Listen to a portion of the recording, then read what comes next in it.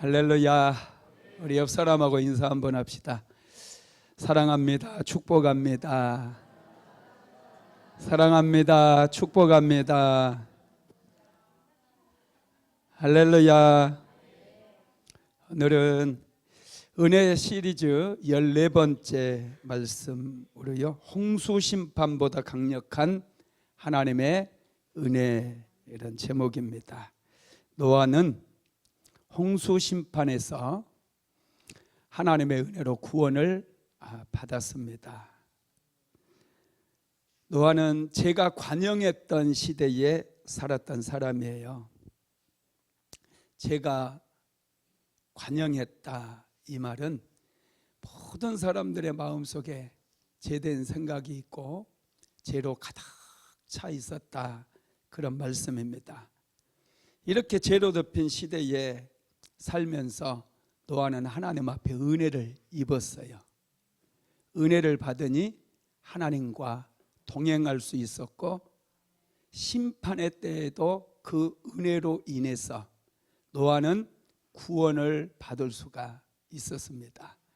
아무리 홍수가 나고 세상이 뒤집히고 전쟁이 나고 완전히 세상이 망할 것 같아도 하나님께 은혜를 입은 사람들은 세상이 감당할 수 없어요. 할렐루야.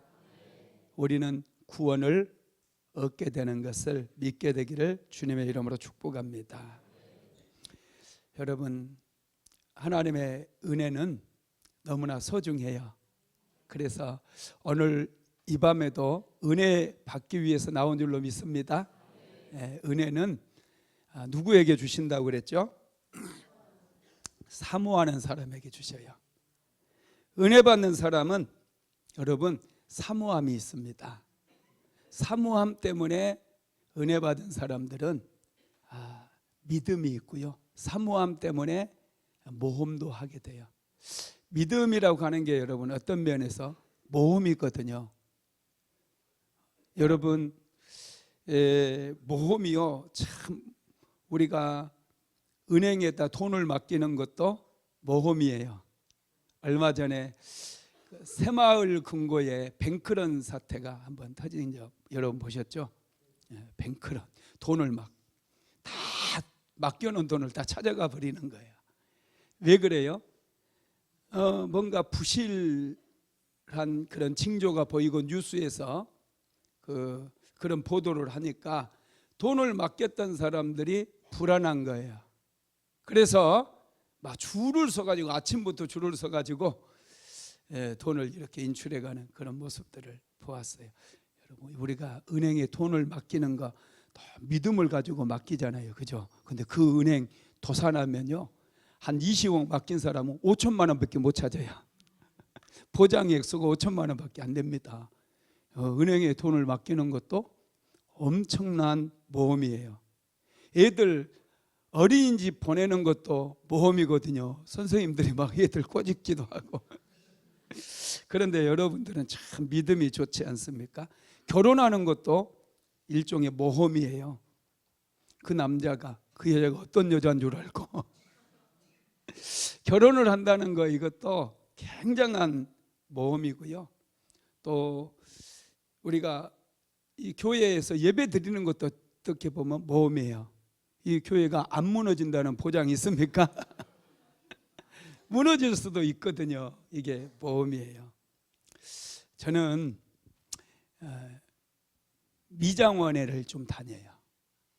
미장원에 가서 머리를 자릅니다. 이발소는 잘 안 가요.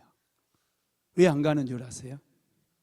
일단 이발소에 가면 아줌마들이 좀 뚱뚱해요. 알통이 장난 아니에요. 그리고 그 아줌마들이요, 이제 이발 남편이 딱 깎아주면은 그 아줌마들이 면도칼 샥 해가지고 가죽에다가 샥 그래가 내 목에 칼을 대요. 야, 이거 여러분 안 무서우세요? 이 면도기가 이게 장난 아니거든요. 이거 살짝만 해도 그래서 저는 믿음이 없어서 미장원회를 갑니다. 여러분, 노아가 하나님을 믿었다라고 하는 거, 이거 굉장한 모험이거든요. 믿는 것은 여러분 모험이에요. 베드로가 이제 풍랑이는 바다에 예수님께서 찾아오시잖아요. 내니 두려워하지 말아라. 그래, 만일 주시어든 나로 무리를 걸어오라 하소서 요청을 해요. 그랬더니 베드로가 배 밖으로 나가버려요. 무리를 걸어서 예수님께로 가요. 배 밖으로 나간다는 거, 강 한가운데서, 바닷 가운데서, 여러분 배 밖으로 나가 보셨어요? 배 밖으로 나가본 분들 아무도 없잖아요, 그죠? 베드로는 배 밖으로 나가버렸어요. 이게 모험 아닙니까? 엄청난 모험이에요. 믿음의 사람들은요, 모험하는 사람들이에요. 우리는 미장원에 가고 또 이발소도 가고 은행에 돈도 맡기고, 이게 믿음이 있기 때문에 맡기는 거거든요. 안 망할 거라고 하는 믿음. 오늘 예배에 나오신 여러분도 우리 교회가 절대로 무너지지 않을 거라고 하는 믿음이 있어서 이곳에 나오셨다는 거예요. 믿음은요, 여러분 모험입니다. 그래서 믿음이 있는 사람들은 예배에 나와요. 왜냐하면 예배를 통해서 은혜 받지 못할 확률도 있지만 은혜 받을 확률이 크거든요. 하나님께서 오늘 나를 만나 주실 수도 있거든요. 그런 기대를 가지고 나오셨을진데 하나님께서 오늘 모두에게 은혜를 주셔서 만나 주시고 놀라운 축복을 주실 줄로 믿습니다. 자, 창세기 6장 9절에서 14절까지 한번 같이 읽어보겠습니다. 이것이 노아의 족본이라. 노아는 의인이요 당대의 완전한 자라.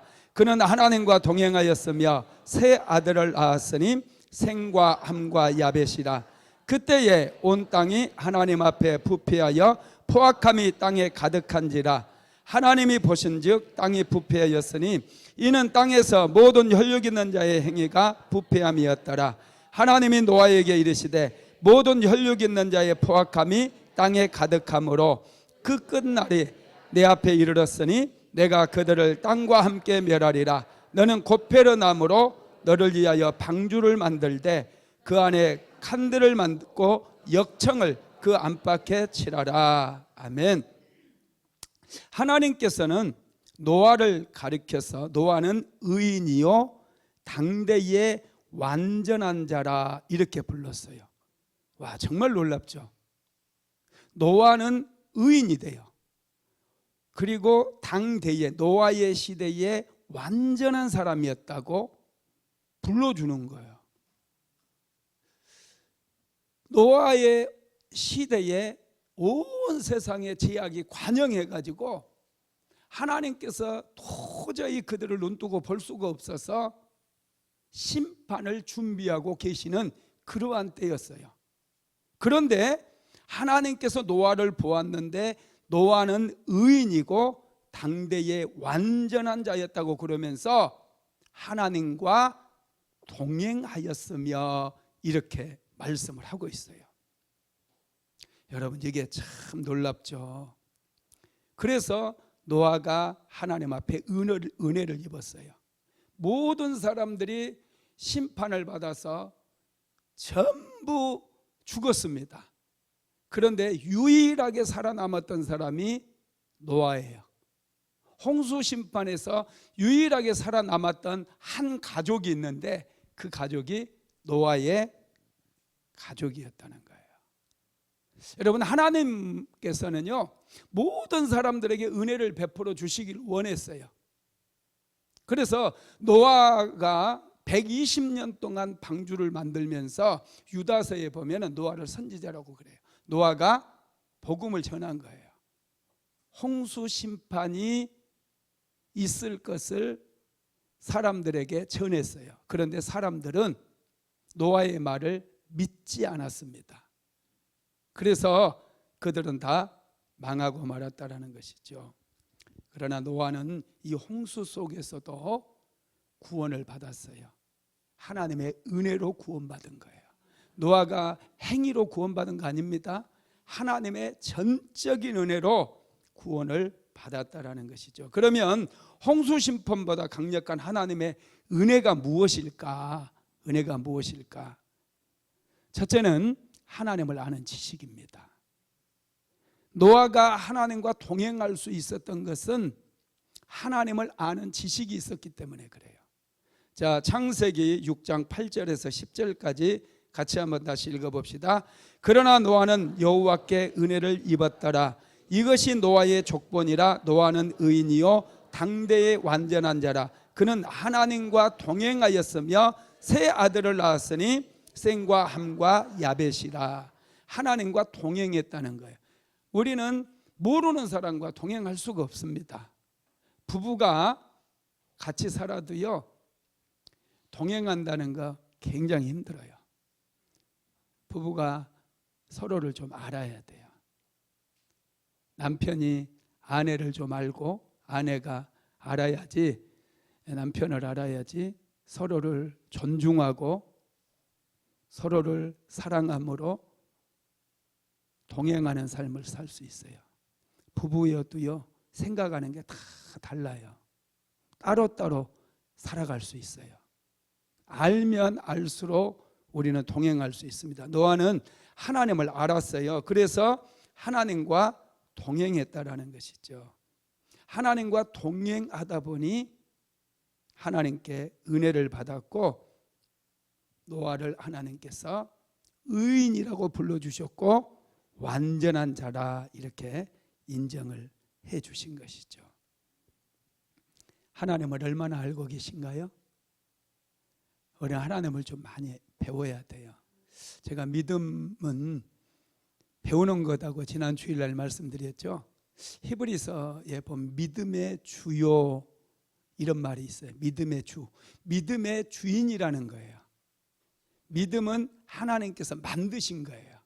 그래서 하나님께서 우리에게 믿음을 주셨어요. 그러면 우리는 믿음을 키워나가야 돼요. 믿음이 어떻게 커질 수 있습니까? 자꾸 위대한 믿음의 사람들을 통해서 배울 때 믿음이 성장하는 거예요.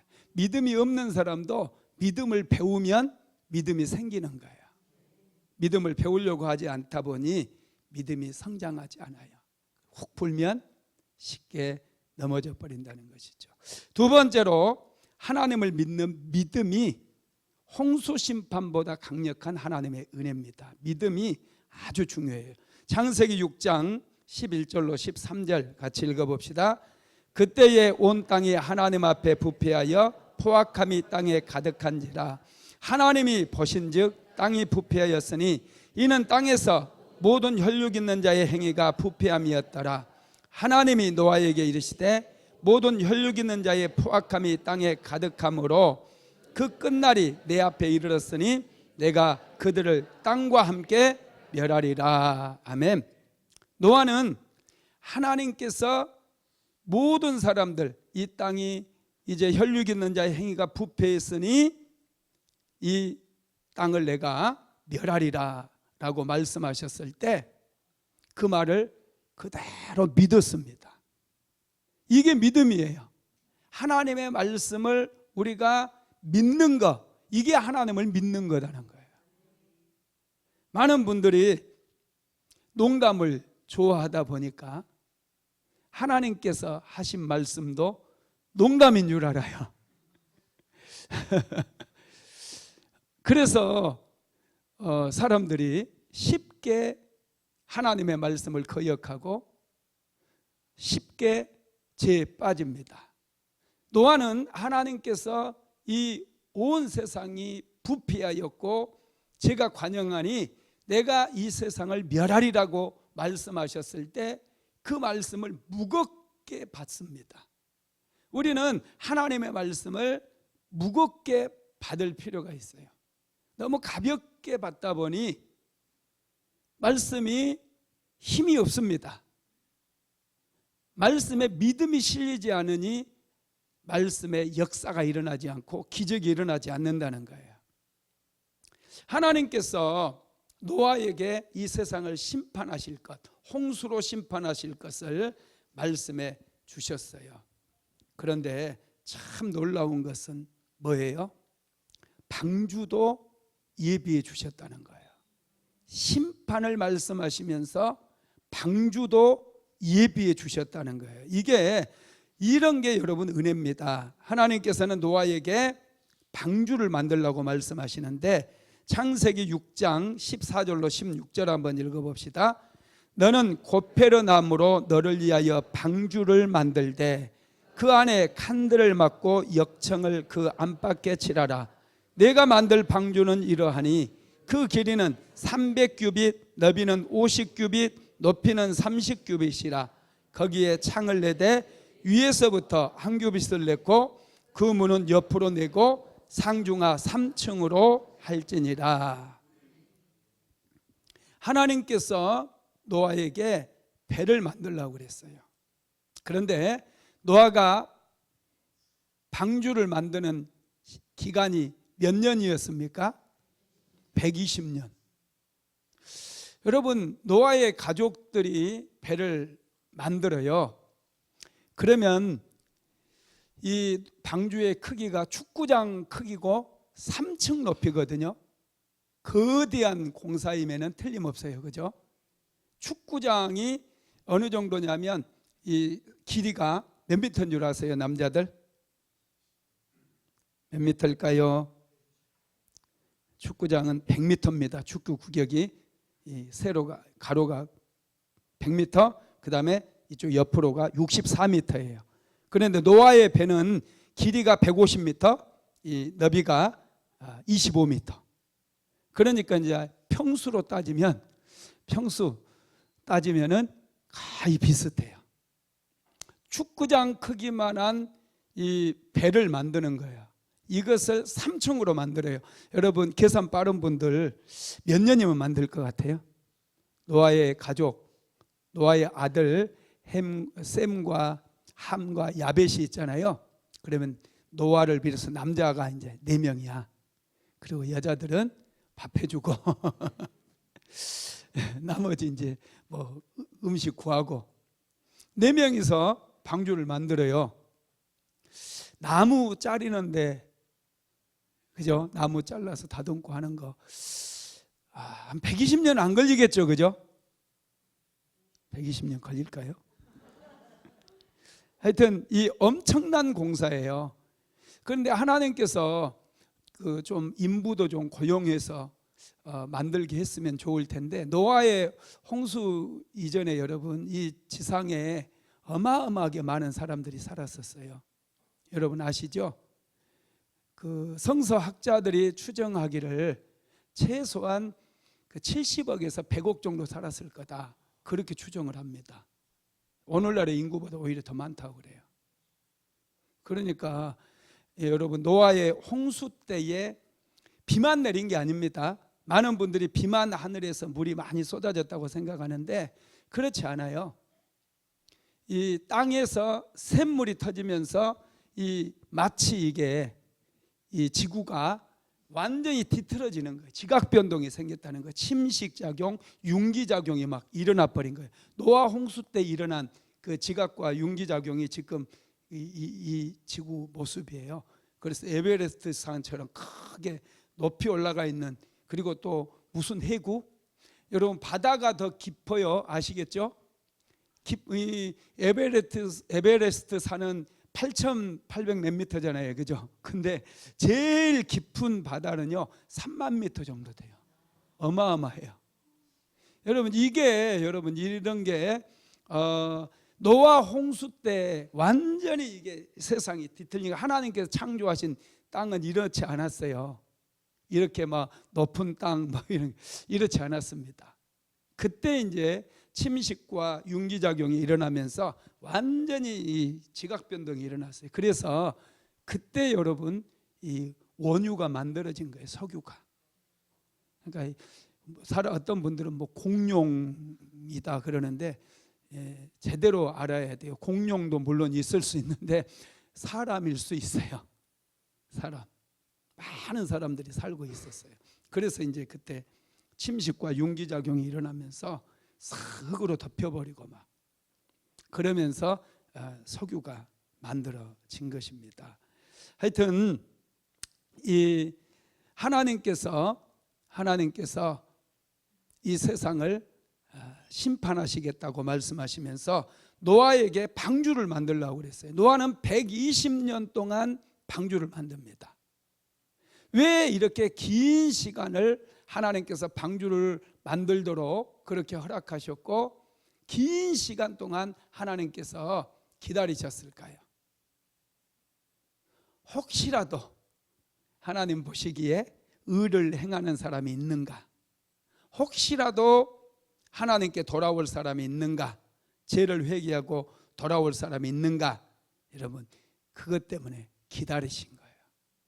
그래서 120년 동안 노아는 방주를 만들게 되죠. 그리고 방주가 만들어지고 나서 여러분, 하나님의 심판이 바로 이제 홍수가 임하게 되죠. 창세기 6장 17절 말씀 한번 읽어볼까요? 시작. 내가 홍수를 땅에 일으켜 무릇 생명의 기운이 있는 모든 육체를 천하에서 멸절하리니 땅에 있는 것이 다 죽으리라. 아멘. 홍수를 하나님께서 일으켜가지고 모든 육체를 천하에서 다 멸절하리니 땅에 있는 것들이 다 죽으리라. 이렇게 말씀했어요. 그러면서 노아에게 방주를 만들라고 그랬죠. 노아 시대에는 비가 내리지 않았습니다.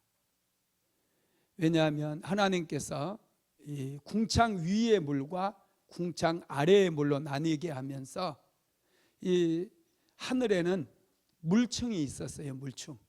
물이 하늘에 이렇게 물층이 있었습니다. 그래서 태양열이 이렇게 내려오는데 햇볕이 여러분 상당히 이게 독한 거예요. 사람 다 타고 또 골프 치는 사람들 중에 장갑 끼고 하는데 이런 데 좀 햇빛이 노출되면 여기에 피부암이 생기는 분도 있대요. 많이 치는 분들. 햇볕에 노출되게 되면 피부암도 생길 수가 있어요. 햇볕에는 이런 가시광선이나 이런 적외선 뭐 이런 많은 것들이 있어요. 인체에 해로운 광선들이 많이 있습니다. 노아의 홍수 이전 시대에는 하늘에 물층이 있어가지고 그 태양의 빛이 물층을 통과해서 오기 때문에 이 해로운 광선들이 다 차단이 되는 거예요. 그래서 노아 홍수 이전에 사람들의 평균 수명이 몇 살인 줄 아세요? 900살이에요. 900살. 여러분 900살까지 살 수 있었는데 좋으세요? 900살까지 살았으니 노아의 홍수 시대까지 얼마나 많은 사람들이 살았겠느냐는 거예요. 죽지도 않아 살아. 세상에 죽었나 보면 살아있어. 늙었나 보면 안 늙어요 사람. 그래서 얘를 낳으니까 계속 얘를 낳으니까 애들이 많겠어요 적겠어요? 애들이 엄청 많는 거예요. 그래서 애들이 정말 많아. 그래서 노아 홍수 시대에 그렇게 인류가 번성을 했는데 하나님 볼 때 그들이 맨날 죄만 짓는 거예요. 죄만. 그런 시대에 노아는 하나님을 알았고 하나님과 동행했고 그래서 하나님께서 노아에게 방주를 만들어라 이렇게 말씀을 하셨어요. 그리고 방주에 들어간 노아의 가족들과 짐승들은 다 살았지만은 방주에 들어가지 않았던 사람들과 짐승들은 전부 심판에 죽었습니다. 여러분 저와 여러분도 제가 관영한 시대에 살고 있어요. 오늘날의 방주는 교회입니다. 할렐루야. 여러분들은 참 복도 많아요. 예수 믿어서 다 구원받게 될 줄로 믿습니다. 노아의 믿음의 특징은 뭐냐? 히브리서 11장 7절 한번 읽어봅시다. 믿음으로 노아는 아직 보이지 않는 일에 경고하심을 받아 경외함으로 방주를 준비하여 그 집을 구원하였으니 이로 말미암아 세상을 정죄하고 믿음을 따르는 의의 상속자가 되었느니라. 아멘. 여러분 우리도 홍수 심판 속에서도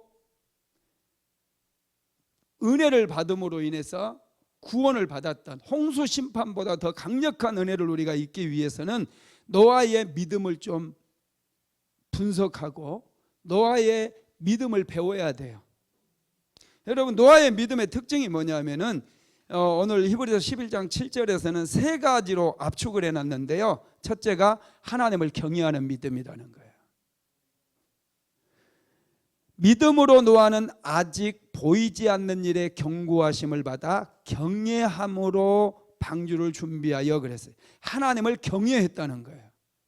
하나님이 살아계심을 믿었다는 거예요. 하나님을 경외하는 믿음이 심판보다도 강력한 하나님의 은혜를 끌어오는 능력이라는 거예요. 하나님을 경외하게 되기를 주님의 이름으로 축복합니다.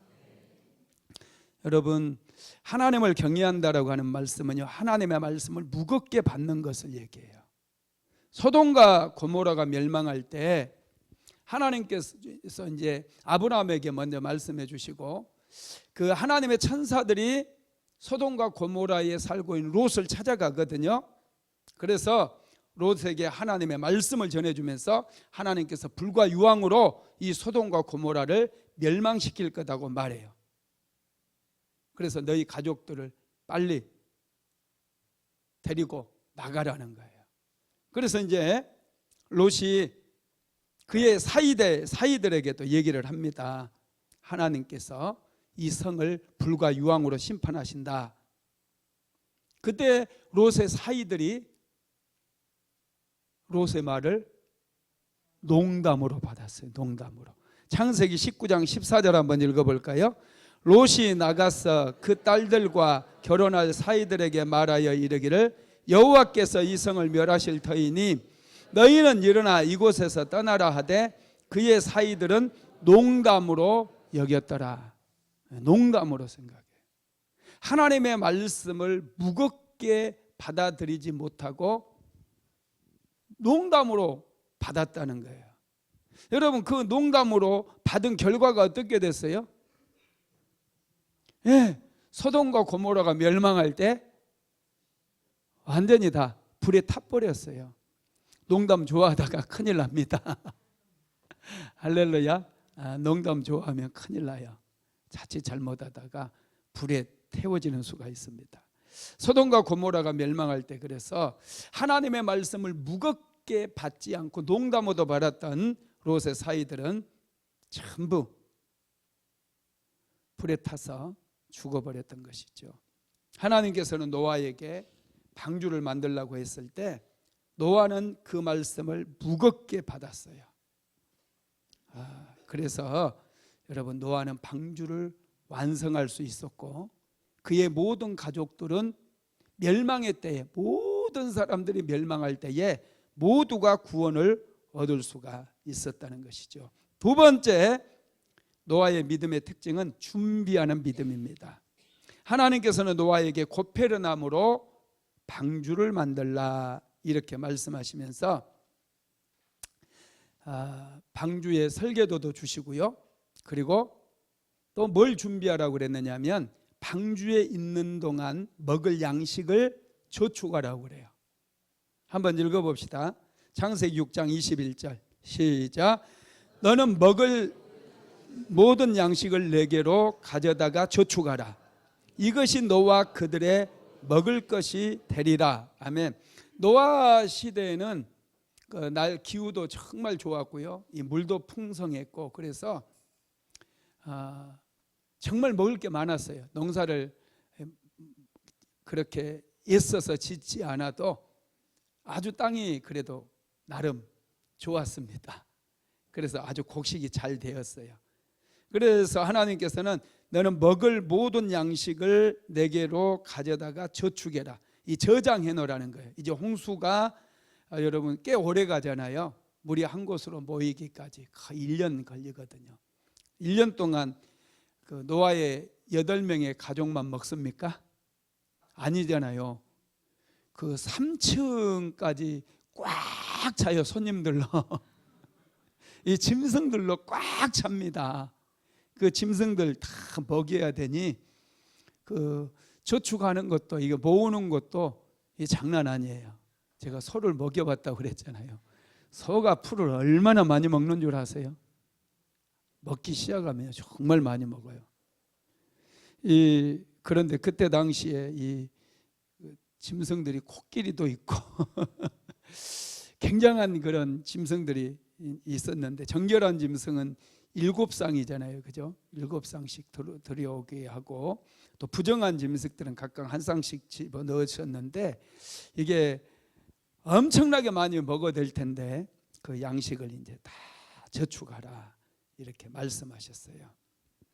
이것을 노아는 방주를 지으면서 틈틈이 그것을 다 부지런히 움직이면서 저축을 했다는 거예요. 하나님을 경외하기 때문에 이렇게 하나님의 말씀을 무겁게 받고 하나님께서 명령하신 대로 다 준비를 했어요. 그래서 노아가 이 홍수를 잘 견딜 수 있었습니다. 세 번째, 노아의 믿음의 특징 세 번째는 순종하는 믿음이었어요. 창세기 6장 22절 한번 읽어봅시다. 노아가 그와 같이 하여 하나님이 자기에게 명하신 대로 다 준행하였더라. 하나님께서 명하신 대로 다 준행했다는 것은 하나님의 말씀대로 순종했다는 거예요. 이게 여러분 믿음이에요. 우리는 하나님의 말씀을 하셨는데도 하나님께서 잘 모르시는 거 아닌가? 자기 생각대로 해버려요. 자신이 하나님보다 더 똑똑하다고 생각해서 그런지 모르겠지만 자기 생각대로 하나님 이건 아닌 것 같은데요 하면서 자기 생각대로 해버릴 때가 있다는 거예요. 그럼 여러분 불순종이에요.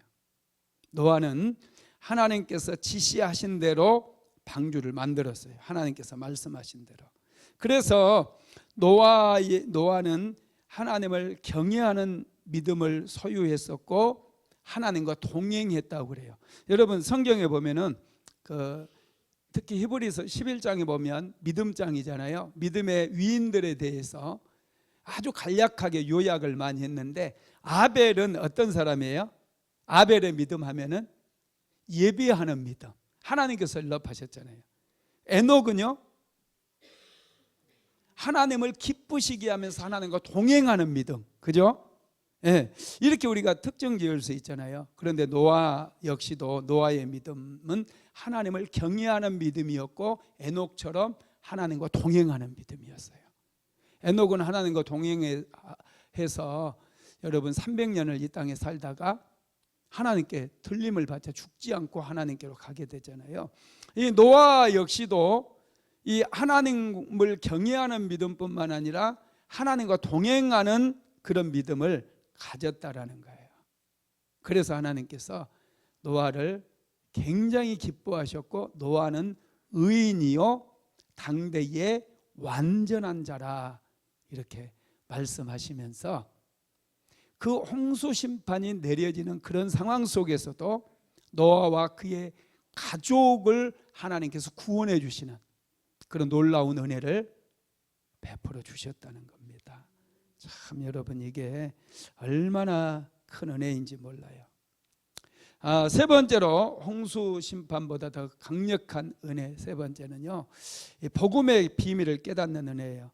여기 방주를 짓는 그 사건 속에는요 7가지의 복음의 비밀이 숨겨져 있어요. 7가지의 복음의 비밀이. 첫 번째가 역청인데요, 창세기 6장 14절 한번 읽어봅시다. 너는 고페르나무로 너를 위하여 방주를 만들래 그 안에 칸들을 막고 역청을 안팎에 칠하라. 아멘. 이 고페르나무가 개역 한글판 성경에는 잣나무라고 기록이 되어 있죠. 근데 이 우리나라에 있는 잣나무하고는 약간 품종이 다르고요. 이 고페르나무는 1000년을 견딜 수가 있대요. 물 속에서 잘 안 썩는데요. 전에 저기 말레이시아 한번 간 적이 있는데 거기에 팜나무라고 했어요. 팜나무.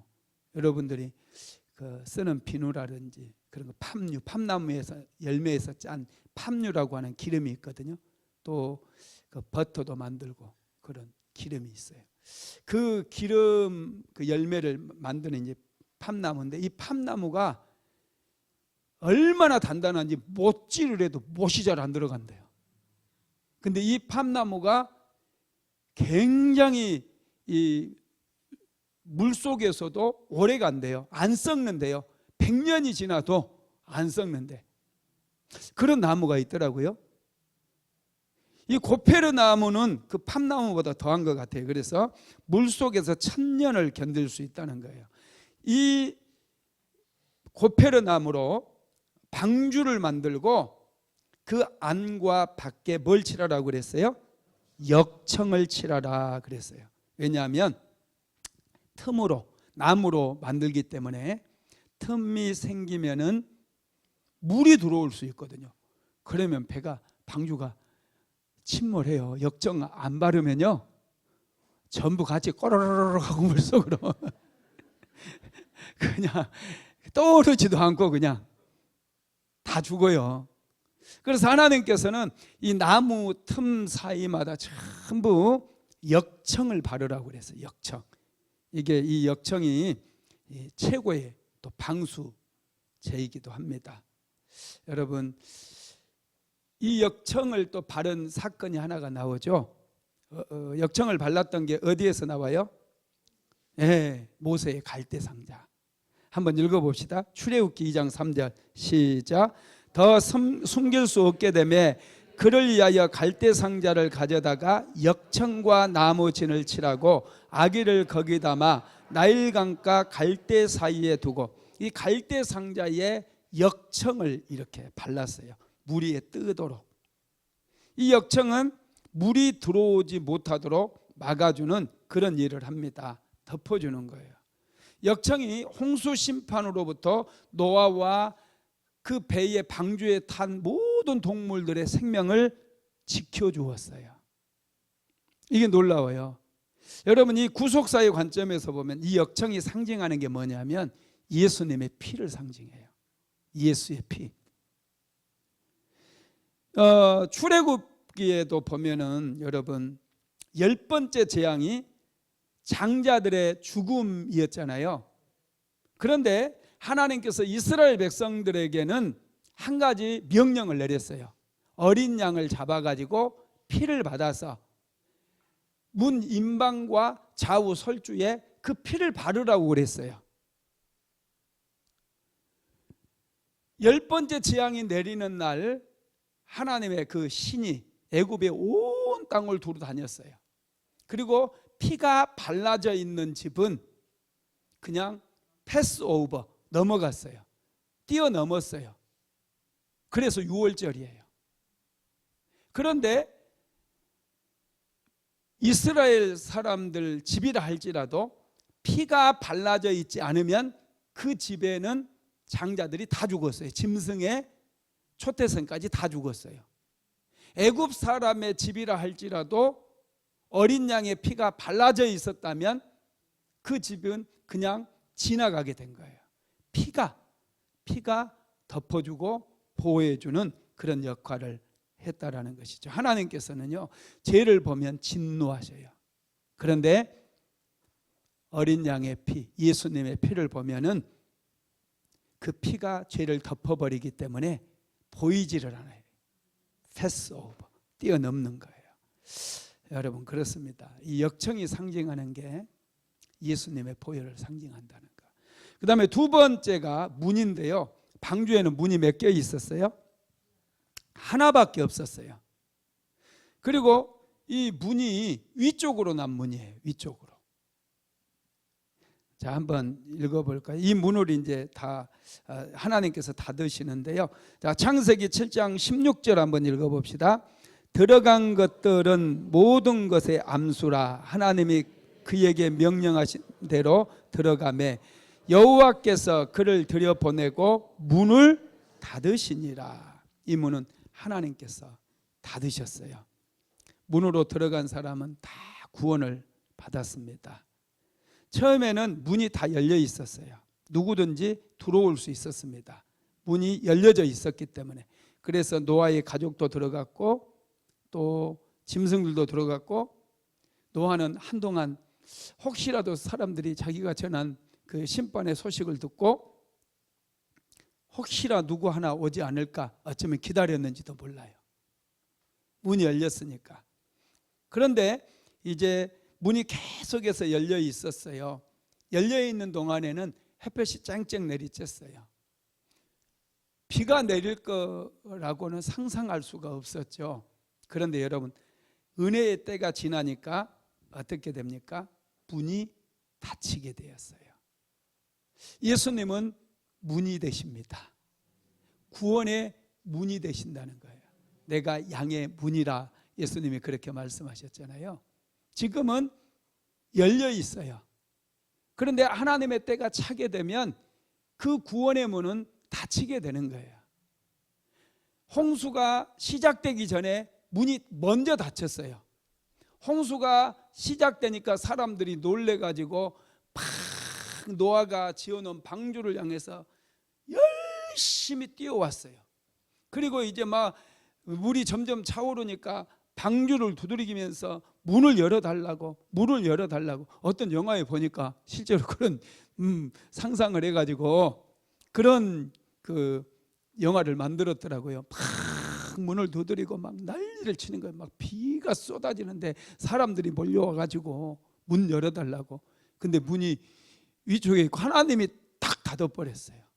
사람이 열어주고 싶어도 열 수가 없어요. 그리고 문이 딱 하나밖에 없기 때문에 닫혀버리니까 열려지지가 않는 거예요.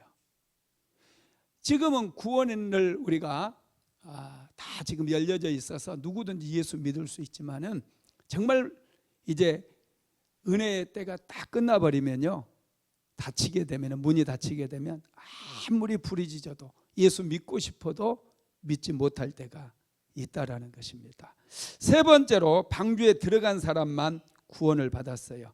방주 밖에 있었던 사람들은 한 사람도 구원을 받지 못했습니다. 지금도 예수님 안에 있는 사람만 구원을 받아요. 예수님을 믿지 않는 사람들은 절대로 구원을 받을 수가 없습니다. 그래서 우리는 구원의 지금 보라, 지금은 은혜 받을 때요 구원의 날이다. 이걸 항상 기억하시고, 아직 예수 믿지 않는 사람들 열심히 설득을 하든지 맛있는 걸 사주든지 해서 예수 믿게 해야 돼요. 이게요, 사랑하는 남편, 사랑하는 자녀들, 이 문이 한번 닫혀버리면 끝이에요. 이걸 항상 우리는 생각을 해야 됩니다. 네 번째는 비둘기예요. 비둘기. 홍수 심판에 나타난 구원 복음의 증거들은 비둘기인데요. 심판, 이제 홍수가 끝났거든요. 비가 막 40일 동안 엄청나게 많은 비가 내렸는데 비가 그쳤어요. 그리고 이제 물이 좀 한쪽으로 몰려가고 땅이 좀 드러났나. 지금 방주는 창문도 없고 이 유리창이라도 좀 드러났으면 옆에 좀 볼 수도 있고 그럴 텐데 이 위쪽으로만 창문이 나 있어가지고 이게 이제 창문에도 역청이 다 발라져 있지 않겠어요? 그래서 캄캄하지 않겠어요? 그 노아의 방주가 절대 좋은 곳이 아닙니다. 똥 냄새도 나고 막 그래서 교회가 원래 그런 노아의 방주와 똑 비슷하다고 그러잖아요. 그래서 교회 와서 뭐 상처받고 시험에 들었다 그 사람 바보라는 거예요. 원래 교회는 그렇대요. 교회는 노아의 가족은 8명인데 짐승들이 우글우글했대요. 노아의 방주는 우글우글한 게 다 짐승떼들이 와 있는 거예요. 교회도 거의 비슷하대요. 옆 사람 얼굴 한번 보세요. 사람처럼 보이나? 거기에 뭐 냄새도 엄청나게 날 것이며 그냥 캄캄해요. 다 밤인 줄 알아요. 뚜껑 다 닫아놔가지고 어둡습니다. 또 비까지 그렇게 와 댔으니, 그리고 밖을 안 보이게 역청으로 싹 발라놔가지고 이 틈이 하나도 없다니까요. 틈이 하나로. 그렇다고 그 뭐 전기불이 있어요? 뭐가 있어? 그때다 불 피웠다가 방주 타버리면 어떡해? 물론 불은 좀 피워놨겠죠. 안에 불은 좀 피워놨을 거라고 생각하지만 그래야지 밥도 먹고 그러니까 하여튼 있겠지만은 여러분 밖을 전혀 볼 수가 없어요. 그래서 이제 어찌 됐나 노아가 궁금해가지고 이 위로 이제 3층까지 올라가가지고 문을 어떻게 열었는지 처음에 뭘 보내요? 까마귀를 보내요. 까마귀를 딱 날려 보냈더니 이 까마귀는 돌아왔어요? 안 돌아왔어요? 안 돌아왔어요. 까마귀는 그냥 먹을 게 많으니까 오 이게 뭐야 하면서 홍수 때 이제 많이 사체들이 많이 떠다니고 그러지 않았겠어요? 짐승들의 사체라든지 그런 것들이 막 까마귀는 그거 뜯어먹느라고 정신이 없어. 그래서 이번에 독수리를 보낼 거나 하다가 노아가 안 거죠. 저놈 보내면 또 안 올 거다. 노아가 두 번째로 보낸 게 비둘기예요. 비둘기를 이렇게 보냈더니 비둘기가 뭘 하나를 물어왔어요. 뭘 물어왔어요? 감람나무 이파리를 물어온 거예요. 감람나무 새싹을 탁 물고 왔어요. 물이 빠졌고 감람나무가 이렇게 새싹을 냈구나. 그걸 알게 되죠. 이때 여러분 이 비둘기가 상징하는 게 성령이고요. 감람나무가 상징하는 것도 성령입니다. 감람나무 기름을 왕을 세울 때, 제사장을 세울 때, 또 선지자를 세울 때 이렇게 부었잖아요. 기름 부음이 성령을 상징하는 거예요. 그 다음에 이제 다섯 번째로는 무지개가 또 복음을 예표하는데요. 무지개 언약은 하나님께서 홍수 심판을 끝내고 다시는 홍수로 세상을 심판하지 않겠다라고 하는 약속의 증표로 비가 온 후에 하늘에 무지개를 세워주신 거예요. 이게 이제 무지개 언약이잖아요. 하나님께서는 이 언약, 무지개로 다시는 그 홍수로 세상을 심판하지 않겠다라고 하는 그 증거를 보여주신 것처럼 이제 예수님께서는 십자가의 보혈로 우리를 구원해 주시겠다라고 하는 그런 언약을 맺어 주셨어요. 고린도전서 11장 25절 한번 읽어봅시다. 식후에 또한 이와 같이 잔을 가지시고 이르시되 이 잔은 내 피로 세운 새 언약이니 이것을 행하여 마실 때마다 나를 기념하라. 예수님께서 피로 세운 새 언약에 대해서 무지개 언약도 아니고 새로운 언약을 우리에게 주셨는데 누구든지 예수를 믿으면 구원을 얻게 되는 그 언약을 얘기합니다. 우리는 예수님의 피로 용서받고 구원을 얻게 됐죠. 여섯 번째로는 의의 상속자가 되는 그런 복음이에요. 히브리서 11장 7절 다시 읽어봅시다. 믿음으로 노아는 아직 보이지 않는 일에 경고하심을 받아 경외함으로 방주를 준비하여 그 집을 구원하였으니 이로 말미암아 세상을 정죄하고 믿음을 따르는 의의 상속자가 되었느니라. 아멘. 여러분 상속이라고 하는 게 뭔 줄 아셔요? 물려받은 거잖아요. 내 것이 아닌데 그냥 값없이 돈 없이 내가 물려받은 거예요. 부모에게 물려받은 거. 이것처럼 우리가 예수님을 믿게 되면 우리는 전혀 의롭지도 않는데 우리는 죄로 범벅인데 의로움을 상속을 받게 되었다는 거예요. 우리가 부모에게 유산을 상속받은 것처럼 예수님의 의를 우리가 상속받아서 의의 상속자가 되었다는 거예요. 이게 여러분 엄청난 은혜예요. 이 은혜가 홍수 심판보다 더 강력한 은혜입니다. 우리는 의의 상속자가 다 되었어요. 우리는 노아도요 원래는 의롭지 않아요. 예수님만 의로우신 분이에요. 그런데 하나님께서 노아를 의롭다고 인정해 주신 거예요. 저와 여러분도 똑같습니다. 예수를 믿으면 하나님께서 우리를 의롭다고 불러주셔요. 이것을 칭의다 이렇게 불러요. 칭의. 우리가 의인으로 부르심을 입은 거예요. 자, 그 다음에 마지막 일곱 번째 노아의 후손을 통해 예수 그리스도 구원자를 보내주셨다는 거예요.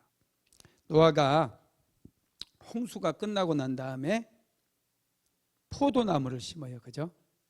포도주에 취해서 벌거벗은 채로 장막에 잠에 들어요. 노아가 완전하고 의인이라고 그랬잖아요. 분명히. 그죠? 노아가 의인이고 완전한 자라고 그랬는데 이게 보니까 우리 아버지 같아. 우리 아버지는 우리 시골 동네 3대 술고래라고 그랬잖아요. 우리 아버지가 제일 큰 삼형제, 우리 아버지에게는 삼형제가 있었는데 1대 술고래, 우리 둘째 작은 아버지가 2대 술고래, 막둥이 작은 아버지가 3대 술고래. 이분들이 그렇게 술고래가 될 수밖에 없었던 그런 환경이 있어요. 어려서 부모님이 다 돌아가셔가지고 삼형제만 살았거든요. 삼형제가. 하여튼 그러다 보니 술고래가 돼. 우리 아버지는 그래도 하체를 보이지 않으셨거든요. 근데 노아는 완전히 술 만들어서 먹고, 이게 나는 이거 보면서 이게 의인이면 나는 의인 중에 의인이네. 그렇잖아요. 아니 얼마나 참, 그 어른이 술을 얼마나 먹었길래 바지를 다 빤스까지 다 벗고 자고 있는 거지. 지금 이게 발가벗고 야 진짜 창피한 줄도 모르고. 그죠? 그래서 나중에 괜히 그 함의 아들 가나안을 저주를 해버리잖아요.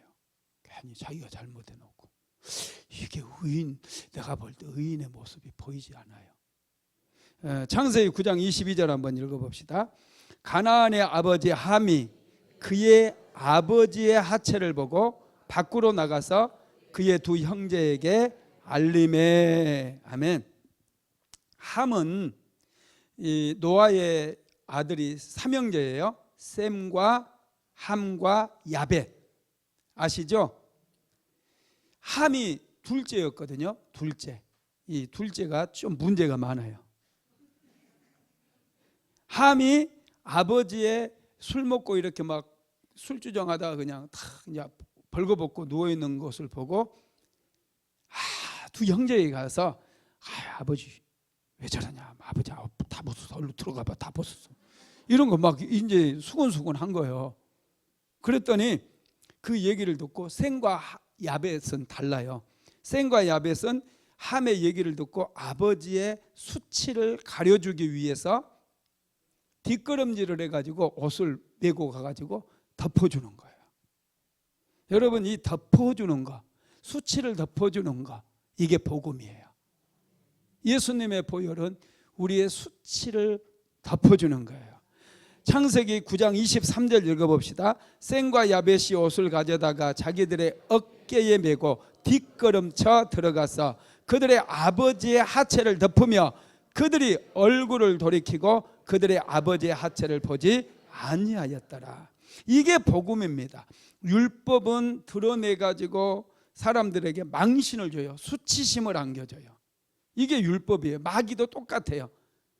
뭔가 조금이라도 흠집이 있으면 그거 막 파가지고 전부 드러내서 사람들에게 망신을 주고 수치스럽게 만들어요. 그런데 복음은 그렇지 않아요. 덮어주는 거예요. 가려주는 거예요. 예수님은 우리의 죄를 가려줘요. 마귀는 그런데 죄를 자꾸 끄집어내가지고 우리를 정죄하는 거예요.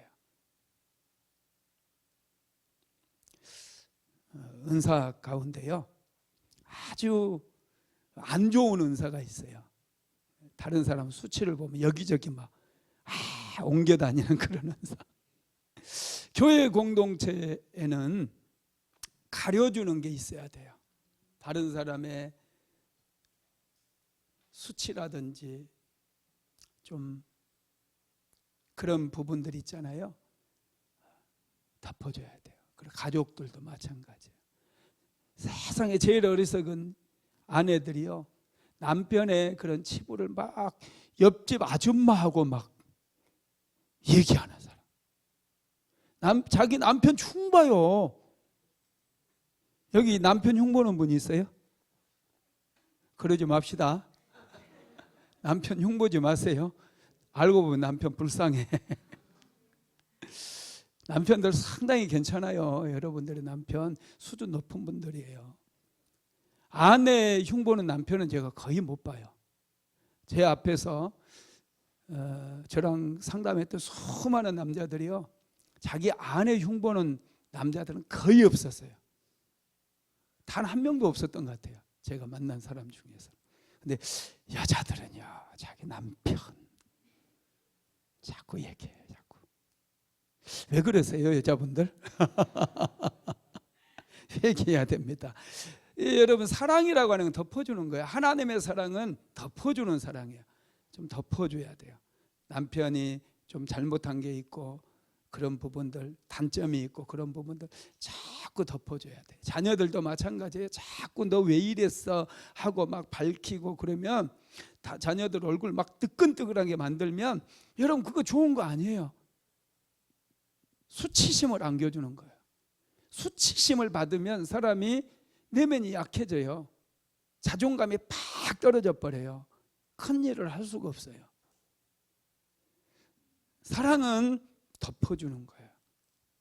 하나님께서는 여러분 덮어주기를 원해요. 노아가 그렇게 술을 먹고 옷을 벌거벗고 있는데 셈과 야벳은 덮어주었어요. 그래서 나중에 그걸 알고 노아가 셈을 축복하고 야벳을 축복해요. 그러나 함의 아들 함은 저주를 하죠. 특히 가나안을 저주를 해버립니다. 자, 창세기 9장 26절로 27절 같이 읽어봅니다. 또 이르되 셈이 하나님 여호와를 찬송하리로다. 가나안은 셈의 종이 되고 하나님이 야벳을 창대하게 하사 셈의 장막에 거하게 하시고 가나안은 그의 종이 되게 하시기를 원하노라 하였더라. 아멘. 셈의 하나님을 찬송하리로다. 그러면서 괜히 함의 아들 가나안은 저주해가지고 셈의 종이나 되삐리라 이렇게. 그리고 야벳을 창대하게 하사 셈의 장막에 거하게 하시고 가나안은 그의 종이 되게 하시기를 원하노라. 셈의 종이 되기도 하고 야벳의 종이 되기, 이렇게 덮어주는 사람이 하나님께 복을 받아요. 무슨 말인지 알겠죠? 치부를 자꾸 드러내고 그러면 자기가 잘나 보이고 똑똑해 보여가지고 자기가 막 축복도 많이 받을 것 같은데 영적인 세계는 그렇지 않아요.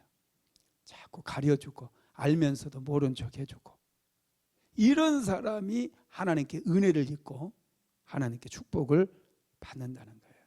하나님의 사랑은 덮어주는 사랑이에요.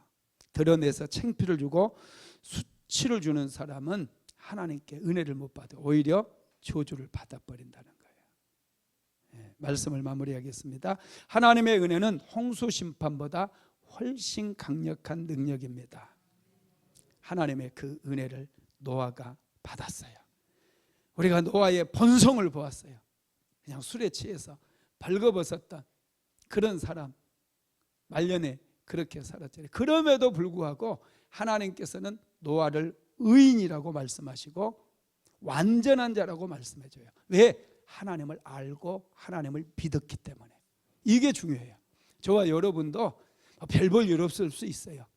지금까지 하나님을 위해서 한 번도 제대로 잘 한 게 없을 수 있어요. 그러나 정말 중요한 것은 노아처럼 하나님을 믿는 거예요. 하나님을 경외하는 거예요. 하나님 말씀을 무겁게 받고 그 말씀을 붙잡고 살아가는 거예요. 그럴 때 하나님께서 굉장히 기뻐하신다는 거예요. 믿으시기 바랍니다.